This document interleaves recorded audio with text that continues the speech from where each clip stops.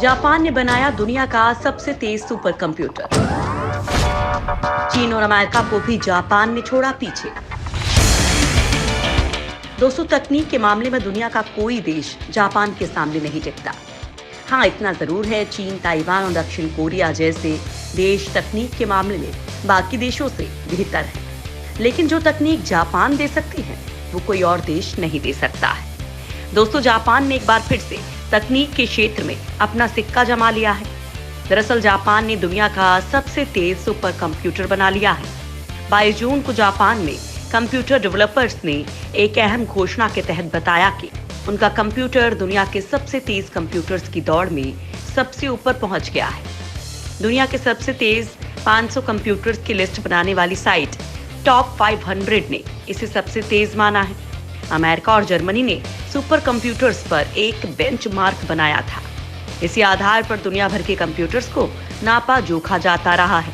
अब जापान के इस नए कीर्तिमान से माना जा रहा है कि कोरोना के इलाज में भी कोई ठोस मदद मिल सकेगी। जापान के इस सुपर कंप्यूटर का नाम फुगाकू है, जिसमें 48 कोर A64FX चिप लगा है। साथ ही ये दुनिया का पहला सुपर कंप्यूटर है जिसमें ARM प्रोसेसर का इस्तेमाल किया गया है। ये computer RIKEN centre of computational science में इंस्टॉल किया गया है। ये सुपर कंप्यूटर साल 2021 से सभी ऑपरेशन शुरू कर देगा। ड्रग रिकवरी से लेकर वेदर फोरकास्टिंग तक की जानकारी ये सुपर कंप्यूटर दे सकता है। सुपर कंप्यूटर में है 1.5 लाख से ज्यादा प्रोसेसर। एक रिपोर्ट के मुताबिक इस सुपर कंप्यूटर में 1.5 लाख से ज्यादा प्रोसेसर्स का इस्तेमाल किया गया है। इस कंप्यूटर की स्पीड का अंदाजा आप इसी से लगा सकते हैं कि ये दुनिया के दूसरे सबसे फास्ट कंप्यूटर से 2.8 गुना तेज है। टॉप 500 एक रिसर्चर ऑर्गेनाइजेशन है जो साल में 2 बार इन कंप्यूटर्स की रैंकिंग करती है और इस बार इसने फुगाकू को सबसे तेज माना है। फुगाकू को जापान की ही एक company RIKEN scientific research centre ने बनाया है। इसके साथ फ्यूजिस्टो ने भी काम किया है। फुगाकू की स्पीड इतनी है कि ये 1 सेकंड में 415 क्वाड्रिलियन की गणना कर सकता है। इसने ये भी पता लगा लिया है कि सांस से कैसे पानी की बूंदें फैलती हैं।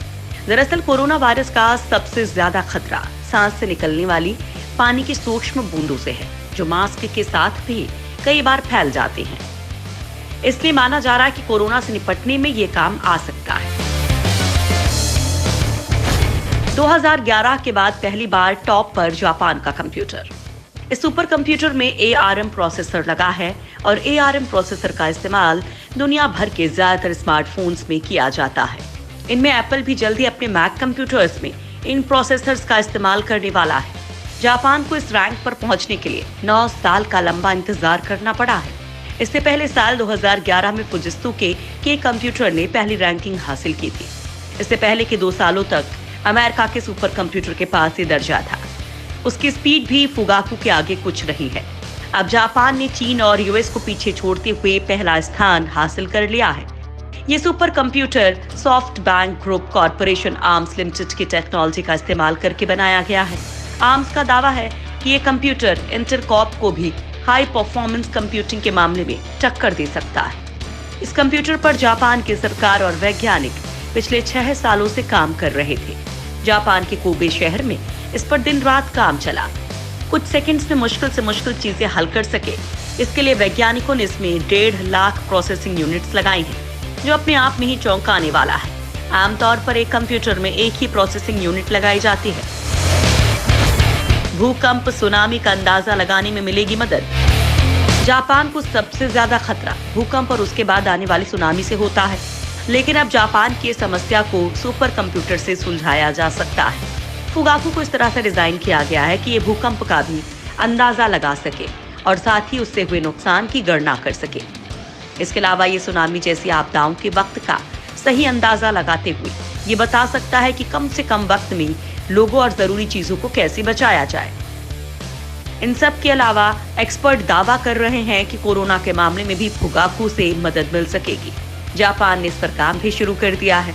माना जा रहा है कि सुपर कंप्यूटर वायरल बीमारियों के इलाज के लिए मौजूद 2000 से ज्यादा दवाओं में से भी ये पहचान कर सकेगा कि कौन सी दवा ज्यादा फायदेमंद है। वैसे कोरोना के नए वायरस होने के कारण जानकारी के अभाव को पाटने के लिए भी साइंटिस्ट सुपर कंप्यूटर का ही सहारा ले रहे थे। जापान से पहले अमेरिका के सुपर कंप्यूटर ने इस पर काम शुरू किया था। IBM के सुपर कंप्यूटर समिट ने कई तरह की जांच के जरिए पता लगाया था कि दवाओं की किस तरह की प्रॉपर्टी के जरिए वायरस को फैलने से रोका या नियंत्रित किया जा सकता है। इस खोज में 77 ऐसे केमिकल्स की पहचान हुई थी जो कोरोना वायरस को जहां के तहां रोक देंगे। माना जा रहा है कि इनकी मदद से वायरस का टीका तैयार हो सकेगा।